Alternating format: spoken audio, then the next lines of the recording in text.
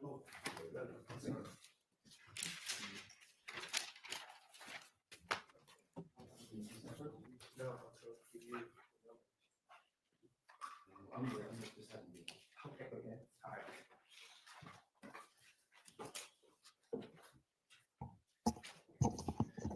morning, Your Honor. Good morning.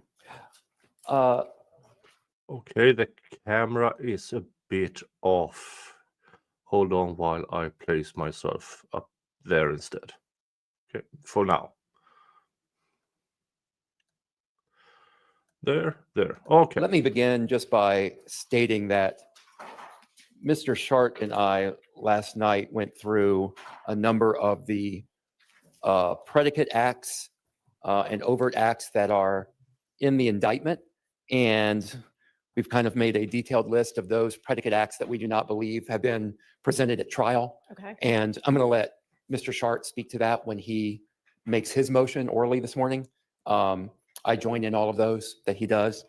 And we're moving for a directed verdict on each of the counts against Mr. Kendrick, counts 1, 2, 50, and 57 through 63. And I'll go through each of those in order. All right. We're also moving for a directed verdict as to those overt acts that are before the 5-year date, before May 10th of 2017 in the indictment. Yeah, I remember they have a huge argument about this pre-trial with Judge Glanville. What was actually counted as overt act in the end. And I have this vague recollection of Glanville not ruling on it, but referring it forward. And I expect if we had Judge Glanville here, he would have said, nah, we're going to take all of it. Based on where we're looking at the jury instructions and the law, my understanding is that the jury is going to have to find at least one overt act that occurred after May 10th of 2017. Right. So I believe it would just be extra work for the jury and potential confusion if they were to sit there and go through each of the overt acts before May 10th, 2017. I understand that the state is allowed to put those into the indictment for a number of reasons. I understand that they like them in, or they want them in there in order to be able to quote unquote tell the whole story of the alleged racketeering activity. But since none of those overt acts can be used to support any racketeering conviction, I don't believe that those overt acts prior to May 10th, 2017 should be before the jury for a decision. As to, just turning to the details of the different counts, as to count 1, Your Honor, the RICO count, in that situation, in that count, I don't believe the state has shown evidence upon which a rational trier of fact could find an overarching conspiracy seeking. And I completely agree with Doug here. A rational person should not get to a guilty verdict in this trial. Problem with directed verdict is that it's all on the defense to show that there isn't even a shred of hope. And the judge has to look at everything in the best possible light for the prosecution. This means it is an insanely high standard for the defense to overcome. Insanely high. Directed verdict, even on a few counts, even on all of it, it's extremely rare. Most attorneys goes through their entire careers without seeing one the directed verdict motion being granted. On this show, we have one of those. It was back in, I want to say, June of last year in the, let's see here, which one was it? Which one was it?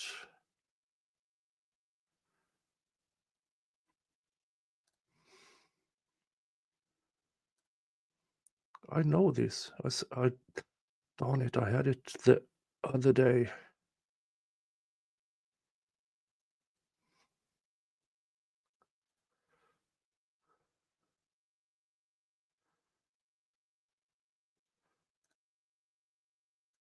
Michael Turney.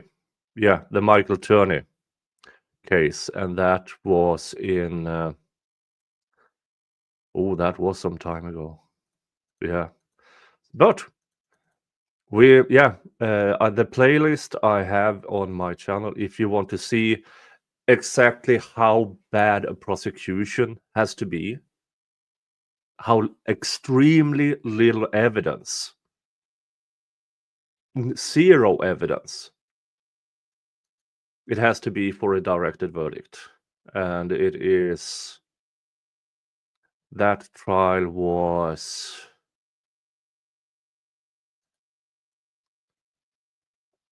not that many days. So it's if you have nothing to do over the holidays and want to see, this is how bad it actually has to be, it is the Arizona versus Michael Turney case. I have a playlist on my channel. And that was really, really bad. And in the end, it seemed like even a prosecution agreed with, we never actually had anything. And that case was a social media phenomenon because the missing girl's sister has a very successful blog and vlog about this. So it became a political decision to try that case, which is coincidentally, I believe that so is this trial. And but once they got to trial, there was actually no evidence that Michael Turney killed his daughter. Absolute zero evidence. Being a bad dad does not mean you kill your children. All right, let's continue here. To achieve an overall common goal as required by the law. The state has shown a number, quite a few, I would agree, a number of individual acts they've presented. They have presented a number of crimes and alleged crimes committed by co-conspirators. But I do not believe that they have presented to this jury any form of an overarching conspiracy that would tie those acts together. The second part, I don't believe that the state has presented to the jury an enterprise that would be required, at least a criminal enterprise.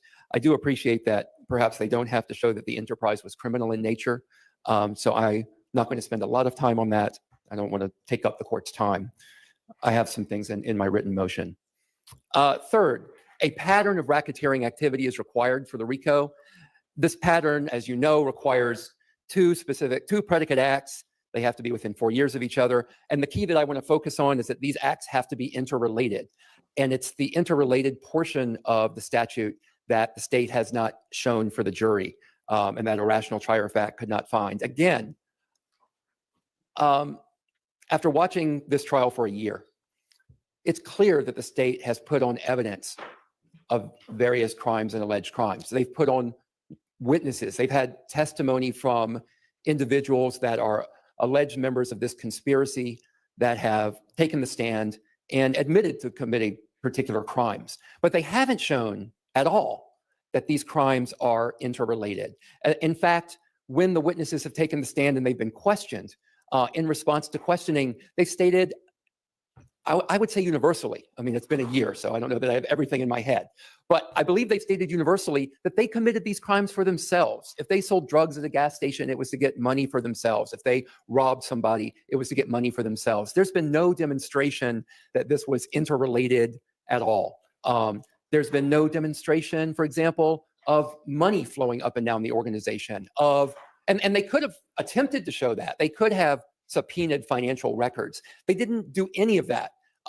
It's as if the state believes if they just show a tremendous number, and I guess we have close to 200 acts, if they just show a tremendous number of different acts, that's sufficient. And it simply is not sufficient.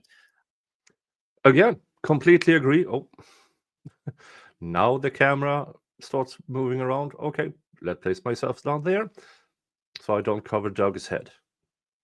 Yeah, they never pulled any financial records to actually show the funneling of money from people to the gang or the central figures, and nothing from Mr. Williams saying, "Oh, look at all the millions he made and what he did for the gang with it." Well, yeah. They can try to argue interrelatedness, and I am sure that they will, but they haven't demonstrated that for the jury, such that a rational trier of fact could find the interrelatedness that's required for those predicate acts. Regarding count 2, the murder of Donovan Thomas, again, it's been a year. I could be leaving things out, but from when I have looked over the evidence that's been presented in this court, what I have seen them present, the state present, is Mr. Kendrick at a Texaco station inside of a Pontiac, and inside of the Texaco station. This Texaco station is a block from the location of the murder of Mr. Thomas. And they show Mr. Kendrick in and out of the Pontiac. They show him in a conversation with someone that may be in an Infiniti. But when Mr. Kendrick leaves the gas station, he's in a Pontiac. There's been no testimony at all, nothing, no video, no evidence that Mr. Kendrick somehow moves from the Pontiac into the Infiniti. Okay, just a quick break here. From Joseph Papp on Twitter. Closings will be on Monday. Okay, that was unexpected. I assume she doesn't want them deliberating over the weekend. Okay. Which means Thursday and Friday. We okay. Yeah, let me think of something.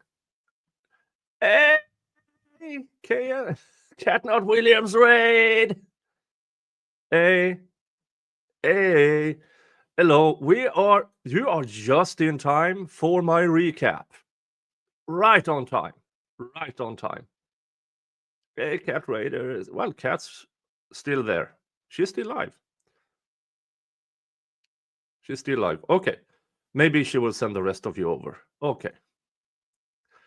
So we are going through directed verdict, hearing, motion, and then a bit of the how they will manage to do the jury charges. And yeah, so that is what we're doing now. Remember, folks, a lot of people are only watching the recap. They actually haven't heard anything yet. So please no spoilers. Okay? Let's continue. And the Infiniti is what is alleged to have done the drive-by shooting of Donovan Thomas. There's been testimony from the state's own witnesses. I believe they presented an Infiniti identification expert that was able to identify the car that goes by as an Infiniti. It is not a Pontiac. Mr. Kendrick is not in anything other than a Pontiac. What else is the state presented? They have interviews that various individuals gave with law enforcement. I believe they have interviews that they presented in the form of video of Kenneth Copeland on June the 10th, 2015, speaking with law enforcement. They have the plea agreement from Mr. Sledge. And by the way, that plea agreement from Mr. Sledge does not identify Mr. Kendrick specifically. And they also have Mr. Zachary's interview with Detective Thorpe. But in the case with each of those witnesses, when they've gotten on the stand, and the Sledge one is less important, I'm not going to focus on that. But Mr. Copeland, and Your Honor saw this, repeatedly told the jury that he lied to the police. He said anything he needed to say to avoid putting on that blue jumpsuit that Mr. Shart so desperately wants to bring into the court and show to the jury. He would finesse the police. He would tell the police what they wanted to hear. He would sprinkle grains of truth into his stories to lend them credibility with the police officers. But when he took the stand, he completely renounced everything that he said previously. Mr. Sledge, as you well know, also renounced much of what was in his plea agreement, although again, that plea agreement does not focus or even, I believe, mention Mr. Kendrick. And then again, Mr. Zachary renounces what he says on the stand. So I think that a rational trier of fact could not find that Mr. Kendrick had any involvement in the murder of Donovan Thomas. Again, completely agree. The Donovan Thomas murder, for me, there's a reason why Mr. Stilwell is still, to this day, only charged with it 9 years later, because there's not enough evidence. There's not even close to enough evidence to actually bring him to trial. But mixing it in with a whole lot of garbage, the prosecution are trying to make it stick. And for me, it's not even close. But then again, Lil Rod was convicted of his murder charge. Despite, and we saw that on the stand with the witnesses, oh, he was railroaded. Oh, he was railroaded bad. Last, Your Honor, counts 57 through 63. All of those counts relate to the activity, the raid on Jeffrey Williams' house on May 9th, 2022. Each of those counts is either specifically gun or a gun count or a drug count, or they're predicated on a gun count or a drug count. There has been zero evidence of Mr. Kendrick in actual possession of those guns or drugs. I'm sure the state will argue that he was in constructive possession. And I'm assuming they're going to argue this because they have two pictures from Mr. Kendrick's phone that were on his phone, that were modified on his phone on May the 9th of 2022. There's been no testimony presented that those pictures were taken by Mr. Kendrick. The only evidence that has been presented is that those pictures are of the inside of the house. So, but let's assume he's inside the house, even if you want to make that assumption. There's been no evidence of constructive possession because there's been no evidence presented of any intent or ability or intent of Mr. Kendrick to exercise control of either the drugs or guns in that house. Zero on intent and zero on his ability to access those weapons and drugs. Last, Your Honor, with respect to count 63 is the 133 charge against Mr. Kendrick. As we discussed previously in court, there's an essential element of 133 that has been left out. So I believe a directed verdict on 133 on that count would be appropriate. Let me interject and ask you, I saw that Mr. Abadi had sent something that addressed whether, even if directed verdict is appropriate on that, a lesser included. Can you address that? Sure. I saw the one specific case that I saw that would support Mr. Abadi's position was Martinez v. State, 318 Georgia Appeals 254. And that case, from the limited time I had to review it and do further research, does appear to support Mr. Abadi's position regarding 131 being chargeable. But that case, I cannot find a single other case that follows that case. I also, just again, to be candid with the court, I don't see any case that says that case is wrong. But I would argue that the 131 count should not be charged to the jury, if for no other reason than the state puts that 133 charge. Well, I don't know what the state's motives are, but I would argue that the motives of charging 133 versus 131 is that 133 carries significantly higher penalties, and that they put in 133 in order to have greater leverage in plea negotiations. And I don't think, after having used that leverage for the past 2 years, that they should now that they can't prove up the 133, should be allowed to reduce it to the 131. But I cannot argue right now before you that Martinez does not support the state's position, Your Honor. Sadly, I have to agree. I think it's so unfair, because the Martinez case is the only case, more or less in the entirety of the United States, that has somehow allowed the state not putting in a lesser included, but moving in with the higher charge. And after they rested their case, and I believe in the Martinez, even after the defense case in chief, which technically we have had here, they were allowed, and it was upheld in appeals court. I believe it's a really, really bad decision, the Martinez case. Really bad. Just another one of these, let's make it easier for the prosecution to convict even after they screw up royally. And then again, I'm going to adopt whatever arguments that Mr. Sharp is about to make on behalf of his client that would also apply to Mr. Kendrick. Okay. So Mr. Short,